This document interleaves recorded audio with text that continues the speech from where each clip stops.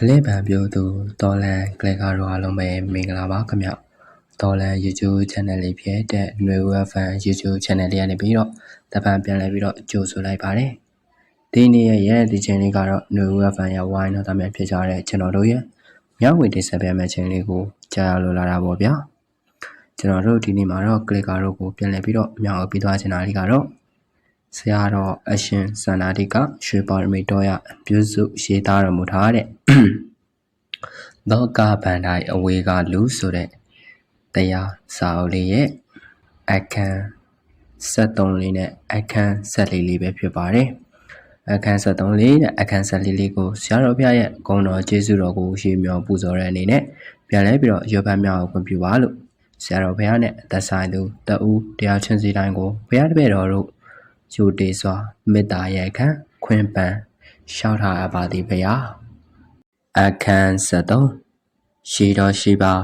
မရှိပါနဲ့မြတ်စွာဘုရားရှင်ကမရှိခြင်းရဲ့ချမ်းသာခြင်းတရားကိုရှိခြင်းရဲ့ဆင်းရဲနဲ့လက်တွေ့နှိုင်းယှဉ်ပြီးဟောပြလိုက်လို့ပုံနာကြီးရဲ့တောကတွေငြိမ်းသွားပါတယ်။ယဟန်ပြုပြီးတရားအထုတ်လိုက်တော့လေရုံဏမရှိတဲ့နိဗ္ဗာန်ချမ်းသာကိုအပိတိုင်ပဲမျက်မှောက်ပြုသွားရတယ်။နိဗ္ဗာန်ချမ်းသာဆိုတာကတော့မရှိခြင်းရဲ့ချမ်းသာပါပဲ။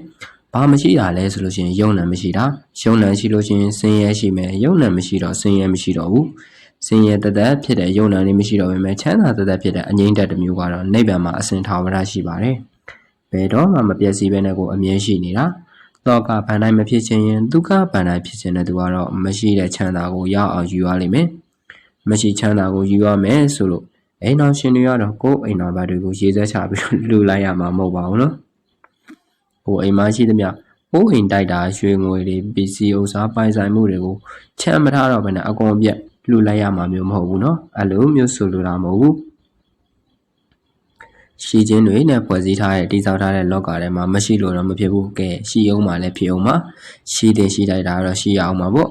့ဘာဟုတေရတာပုံနာကြီးမှာရှိတာတွေကမြတ်စွာဘုရားမှာမရှိတာကတပိုင်းတကဏလူဘဝနဲ့ယဟန်ဘဝနဲ့မတူဘူးလေသူနာနဲ့မှာသူလူဘဝမှာမရှိတဲ့နာနဲ့ရှိတဲ့နာယဟန်ဘဝမှာလည်းမရှိတဲ့နာနဲ့ရှိတဲ့နာတိချစီပဲမတူဘူးမရှိတဲ့နာရဲ့မရှိဖို့လိုတယ်လို့မျိုးရှိတဲ့နာတော့ရှိအောင်ပါပဲတကယ်တော့ရုပ်ဝတ္ထုတွေမရှိဖို့ထက်ရှိတဲ့ရုပ်ဝတ္ထုတွေပေါ်တွေ့တာတဲ့စိတ်တဏမရှိဖို့ကအဓိကပဲရုပ်ဝတ္ထုတွေမရှိုံသက်သက်နဲ့တော့ဒုက္ခတွေတောကတွေငြိမ်းသွားမှာမဟုတ်တာတချို့ရုပ်ဝတ္ထုတွေကမရှိရင်ကိုဒုက္ခတွေတောကတွေဖြစ်နေရတယ်အိမ်မှာထမင်းစားစရာမှမရှိဘဲနဲ့ဘယ်လိုလုပ်ပြီးစိတ်ချမ်းသာမလို့ပိုက်စားနေတဲ့ချိန်ထမင်းမရှိဟင်းမရှိနဲ့ဝယ်စားစရာပိုက်ဆံမှမရှိရင်ဘယ်လိုနည်းနဲ့မှစိတ်မချမ်းသာနိုင်ပါဘူးဘယ်လိုနည်းနဲ့မှတောကတွေလည်းမငြိမ်အေးနိုင်ဘူးအစာအာဟာရနဲ့တီးဆောက်ထားတဲ့ရုပ်ခန္ဓာအတွက်နဲ့စားစရာဆိုတာရှိကိုရှိရမယ်မရှိလို့မဖြစ်ဘူးယဟန္တာအရှင်မြတ်ကြီးများတောင်းမှစွမ်းကံထွက်ချိန်မှာစွမ်းကံတော့ထွက်ရပဲမရှိခြင်းရဲ့ချမ်းသာဆိုတာကလည်းစွမ်းလည်းပဲရှိအောင်ဘယ်ရှာနေတော့မလဲကဲအရှိတွေနဲ့ကြည့်ပဲတီးဆောက်ထားတဲ့ခန္ဓာဆိုတော့ရုပ်နာတွေကလည်းရှိနေအောင်ပါပဲသက်ရှိသက်မဲ့ဝတ္ထုပစ္စည်းတွေကလည်းရှိနေအောင်ပါပဲယဟန္တာရှင်မြတ်ကြီးများတောင်းမှပဲစွမ်းအာဟာရဖြည့်တင်ဖို့အတွက်စွမ်းကံထွက်ရသေးရပဲရှိဖို့ကြိုးစားကြရတာပဲဒါပေမဲ့အဲ့ဒါလိုခံလိုက်လို့ရရှိလာတဲ့စွမ်းရှိလာတဲ့စွမ်းတွေပေါ်မှာတတ်မှတ်တဲ့တဏှာတွေလုံးဝမရှိတော့ဘူးသင်္ကန်းတွေဘာတွေလာလူတာတွေလည်းမရှိတော့ဘူးဆိုလို့ရှိရင်အဲ့ယဟန္တာရှင်မြတ်ကြီးများတို့သင်္ကန်းအရှာထွက်ရတာပဲဟိုအိမ်လက်တောင်ဒီအိမ်လက်တောင်တော့ဘယ်ဟုတ်ပါမလဲရှေးတုန်းကတော့ယဟန္တာရှင်မြတ်ကြီးများဆိုရင်များသောအားဖြင့်ပန့်တကူသင်္ကန်းတွေကိုဝေယုံကြတာတွေဆိုတော့အမိုက်ပုံတွေသွားပြီးတော့အဝတ်တွေကောက်ရတယ်သုတ်တန်ဒီမှာသွားပြီးတော့လူသေးလောင်းမှာပတ်ထားတဲ့အဝတ်တွေကိုသွားကောက်ရတယ်ဟိုတစားဒီစားပိတ်စာတွေလိုက်ကောက်ပြီးတော့ကောင်းတဲ့အသားလေးတွေကိုရွေးဖြတ်ကျုပ်ဆက်ပြီးတော့မှသင်္ကန်းချုပ်ပြီးတော့ဝေယုံရတာပန်တကူသင်္ကန်းဆိုတာဒီဘက်ခေတ်တော့တချို့ကသင်္ကန်းချုပ်ပြီးသားကိုအစင်အသင့်လေးပန်တကူဒူတင်ဆောင်တဲ့ဘုံကြီးနာသွားတဲ့လမ်းလေးမှာသွားချတာတို့ရေအိမ်ထဲမှာသွားချတာတို့လုပ်ကြတယ်ကဲပန်တကူအစစ်တော့မဖြစ်ဘူးနော်ပန်တကူအစစ်ဆိုတာကအမိုက်ပုံတွေတင်ချိုင်းနေမှာဟိုတစားဒီတစားနဲ့လိုက်ကောက်ပြီးတော့ကောက်ထားတဲ့အဝတ်တွေကိုချုပ်ဆက်ထားမှပန်တကူအစစ်ဖြစ်တာမရှိတာပဲချမ်းသာတယ်ဆိုတော့ယဟန္တာရှင်မြတ်ကြီးတွေသင်္ကန်းအတွက်အဝတ်စာတွေလိုက်ရှာကြမလို့ဘူးရှိတော့ရှိရမှာပဲပစ္စည်းဝတ္ထုတွေလုံးဝမရှိလို့မဖြစ်ဘူးလိုအပ်ချက်အရာတော့ရှိတဲ့ရှိလိုက်တာတော့ရှိရမယ်လေဒါပေမဲ့ရှိတဲ့ပစ္စည်းတွေပေါ်မှာတွေ့တာတတ်မှတ်မှုမရှိရဘူးရှိနေတဲ့သက်ရှိတတ်မှတ်ပစ္စည်းတွေပေါ်မှာတွေ့တာတတ်မှတ်တဲ့တဏှာမရှိဘူးကတော့ကြိုးစားရမယ်အခန်းဆက်လေရှိတော့ရှိစေမငြိစေနဲ့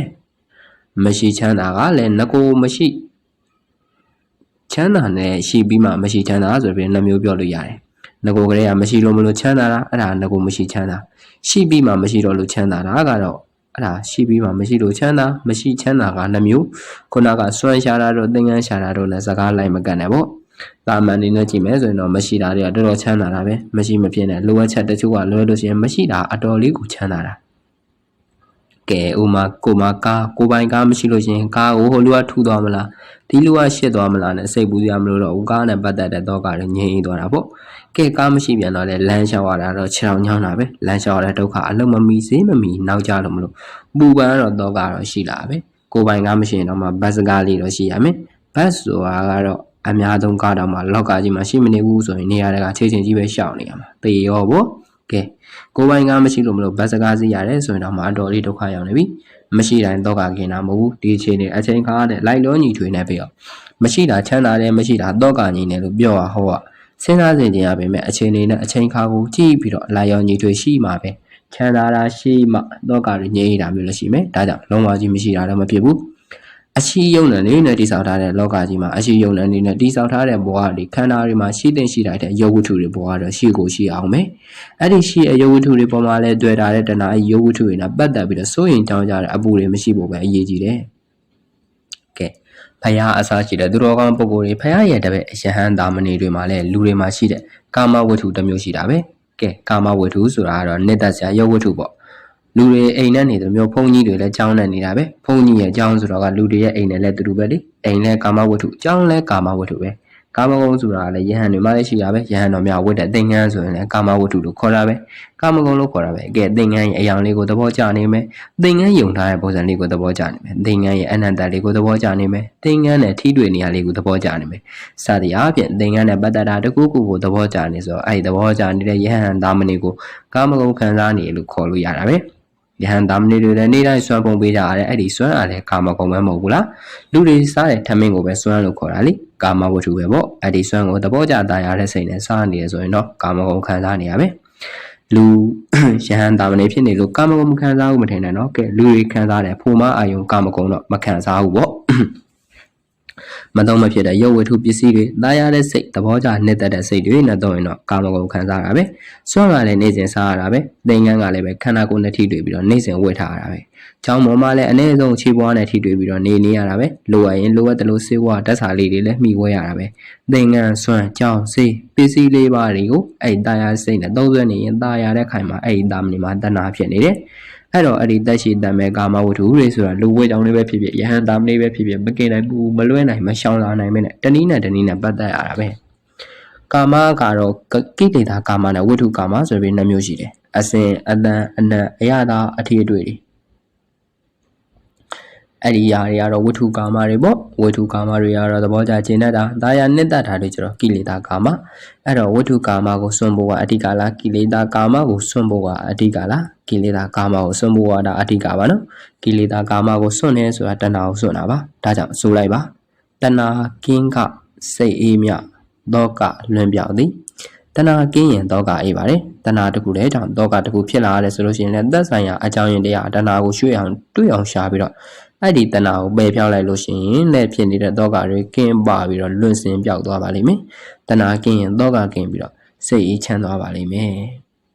ဟုတ်ကဲ့ဒါလေးကတော့အခန်း73နဲ့အခန်း74အနေနဲ့ဆရာတော်ဘုရားရေးသားမြောက်ပေးထားတာလေးကိုကျွန်တော်တို့ကတက်ဆင်ပြန်လဲပြီးတော့ဖတ်ရှုမြောက်ပေးခဲ့တာပဲဖြစ်ပါတယ်အချိန်ပေးပြီးတော့ like ပါနာယူ click ပေးခဲ့ကြတယ်ဒေါ်လာ click ကတဦးတယောက်ချင်းစီတိုင်းကိုကျွန်တော်တို့ရဲ့